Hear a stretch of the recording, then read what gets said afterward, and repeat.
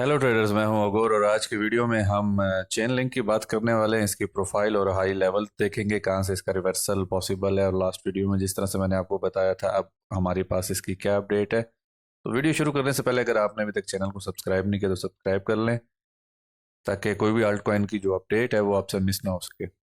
Traders, अगर larger time frame के ऊपर हम देखें, बड़े टाइम फ्रेम के ऊपर देखें, हाई टाइम फ्रेम के ऊपर देखें, तो ये वाली जो हमारी रेंज थी 2021 की, जब हम 18 से 32 के दरमियान में ट्रेड कर रहे थे, ये वाली रेंज जो थी, ये ब्रेक होने से पहले भी हमारी रेजिस्टेंस बनी, फिर उसके बाद ब्रेक होने के बाद भी रेजिस्टेंस बनी, फिर उसके बाद रेजिस्टेंस बनी, और यहाँ पे आके हमने काफ़ी अरसा साइडवेज रे रेंज बाउंड रे अकोमोलेट किया, और उसके बाद फाइनली लिंक ने निकलने की कोशिश की।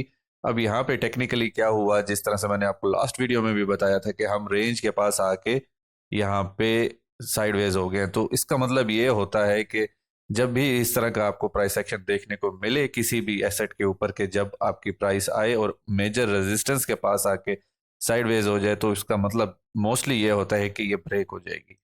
मोस्टली ये होता है। तो अगर आपने देखना है कि ये रेजिस्टेंस जो है, यानी कि 17-18 डॉलर का, या कोई भी किसी भी एसेट के अंदर कोई भी एरिया है, अगर वो ब्रेक नहीं हो रहा, यानी कि अगर वो स्ट्रांग है और वहां से आपको रिवर्सल मिल सकती है, यानी कि यहाँ से आपको नीचे की तरफ जाना मिल सकता है, तो उसके लिए इस तरह से प्राइस आए और फौरन से पहले जो है ना अपना रिजेक्ट हो जाए, इस तरह से आके साइडवेज ना करे। ये जो साइडवेज है, ये पॉसिबिलिटी होती है कि यहाँ पे बायर्स मौजूद हैं और ऊपर सेलर्स मौजूद हैं, तो जितनी देर सेलर्स और बायर्स के दरमियान प्राइस साइडवेज रहती है, उतनी देर रेंज बनती है, लिक्विडेशंस बनती है, और उसके बाद फिर लिक्विडिटी ग्रैब होती है और वो जो हमारी रेजिस्टेंस होती है वो वीक हो जाती है। तो खैर, अभी जो हमारे पास हाई टाइम फ्रेम के ऊपर सिनेरियो है, उसमें 18.230 जो हमारी 2021 की वीएएल थी, इसको ब्रेक नहीं होना चाहिए। लेकिन यहाँ पे एक ये एसएफपी है, ये एसएफपी हमने अभी तक ये वाला हाई हमने ले लिया है। तो यहाँ पे ये एक एसएफपी भी लगा है 19.5 के पास डेली के ऊपर। तो यहाँ पे हमें देखना होगा कि अगर हमें यहाँ से रिट्रेसमेंट के लिए नीचे आते हैं, तो क्या हम ये 18.2 को होल्ड कर पाते हैं। अगर ये होल्ड कर पाते हैं, तो अब छोटे टाइम फ्रेम पे मैं आपको जाके दिखाऊंगा कि कौन सा दूसरा एरिया है जिसके अंदर हमें एक ऐसे समझ लें कि सेफ जोन है, कि अगर यहाँ से हमें रिट्रेसमेंट मिलती है लिंक के अंदर, तो मुझे ऐसा लगता है कि ये वाला जो हमारा जोन है, ये वाला, ये जिस तरह से हमारा रेजिस्टेंस बना हुआ था, तो ये अब हमारा सपोर्ट भी बनेगा।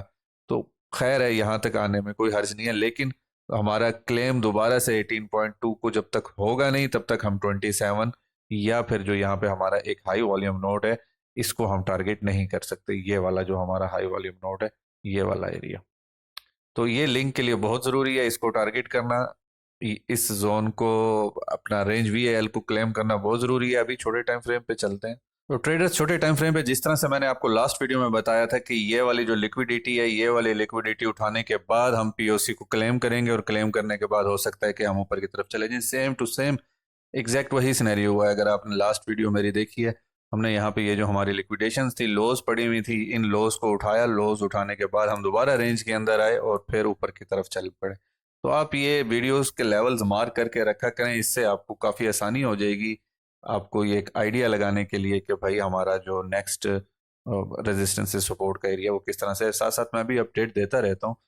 और अगर 4 आवर के ऊपर बात करें, तो पहले जिस तरह से मैंने आपको बताया, रेंज बी एल जो है 18.230, ये इसका एक इम्पोर्टेंट जोन है।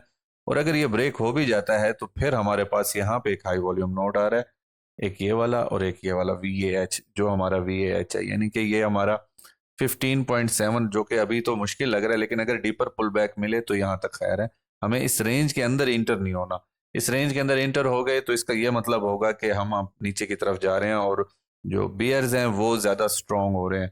तो इस तरह का, अगर आपको ये, आप इस एरिया को मार्क कर लें कि ये वाला जो जोन है आपका, ये वाला जोन 16 से लेके 15 का, तो इस जोन से ऊपर ऊपर इसको रहना है। ये इसकी पहले अच्छी रेजिस्टेंस थी, जो कि अब इसकी सपोर्ट बन सकती है, और यहाँ से फिर इसका नेक्स्ट जो है वो कंटिन्यू रहे। लेकिन यहाँ पे आपने नोट करना है कि इस रेंज के अंदर इंटर ना हो, और इस रेंज के अंदर इंटर हो गए तो यहाँ पे हम रेंज रोटेट भी कर सकते हैं, यानी कि इसके अंदर इंटर होके नीचे वी एल तक आते हैं, फिर थोड़ा सा खतरनाक हो जाएगा। खतरनाक हो गया, अगर यहाँ पे हमने कुछ अर्सा साइडवेज निकाल दी, तो फिर हम नीचे की तरफ चले जाएंगे और यही हमारा टॉप होगा।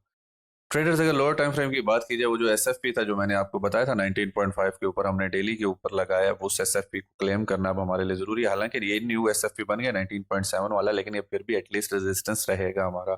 अगर हमें पुल बैक मिलता है तो सबसे पहले हमने इस रेंज के अंदर देखना है, रेंज के अंदर इंटर हो रहा है या नहीं हो रहा। और यहाँ पे 17.85 के पास एक इसकी सपोर्ट है, रेंज पीओसी भी आ रही है, प्लस हमारे पास ये जो लिक्विडेशंस पड़ा है उसका जो एसएफपी लगेगा यहाँ पे, ये एक हो सकता है कि यहाँ से हमें दोबारा कंटिन्यूएशन ऊपर की तरफ देखने पड़ जाए। लोअर टाइम फ्रेम के ऊपर आपने इस जोन को जहन में रखना है, इस जोन में 18.5 और 17.8 और ये तीन हमारे जो मेन सपोर्ट जोन है, ये एक इंपॉर्टेंट सपोर्ट जोन है। अगर हमें डीपर पुल बैक मिलता है तो फिर उसके लिए हमें नीचे वाली रेंज देखनी है जो कि हमने काफ़ी अरसे से बनाई हुई है।